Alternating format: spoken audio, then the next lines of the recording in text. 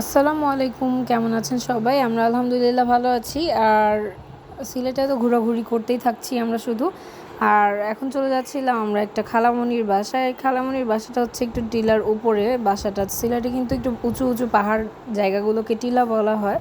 আর আমরা সেখানেই যাচ্ছিলাম। আর মাঝপথে কিন্তু রেল লাইন ছিল, আমরা তো সিএনজি করে যাচ্ছিলাম, তাই রেল লাইনের ক্লিপটা নিলাম। আর এই দেখতে পাচ্ছেন টিলা কতটা উঁচা, ওই উঁচা চূড়ায় কিন্তু উঠে গেছিলাম আমরা। আর এখানে অনেক বড় একটা বাসাও আছে।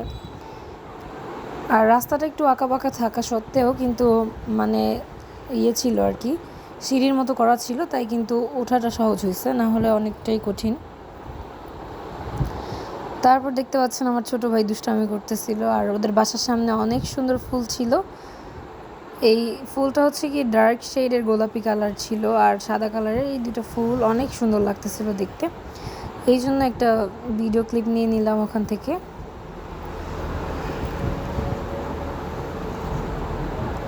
তারপর হচ্ছে গিয়ে অনেকটা টাইম গল্প করার পর কিন্তু রাতে খাওয়ারের সময় চলে আসছে। আর ওনারা যখন নাস্তা দিয়েছিলেন তখন ওভার ক্রাউডেডের কারণে আমি ভিডিও করতে পারিনি। আর এখন হচ্ছে গিয়ে কেউ ছিল না তখন রুমে আর কি, এই জন্য ওই ক্লিপগুলো নিয়ে নিয়েছিলাম। আরও খাবার ছিল, বাট টেবিল সাজানোর আগে আমি নিয়ে নিছি যাতে কেউ না দেখে। আর এটা ছিল হচ্ছে গিয়ে রাসবেরি টাইপেরই একটা ফল, এটা কি যেন বলে সিলেটে, আমি নিজেও জানি না। তারপরেও দেখতে পাচ্ছেন ফ্রুটসগুলো অনেক সুন্দর। এরপর খেয়ে নিলাম একটা চকলেট। আর এটা ছিল একদম ভোরবেলা। আর এই ভোরবেলা হচ্ছে আমার যে নানু বাড়ি।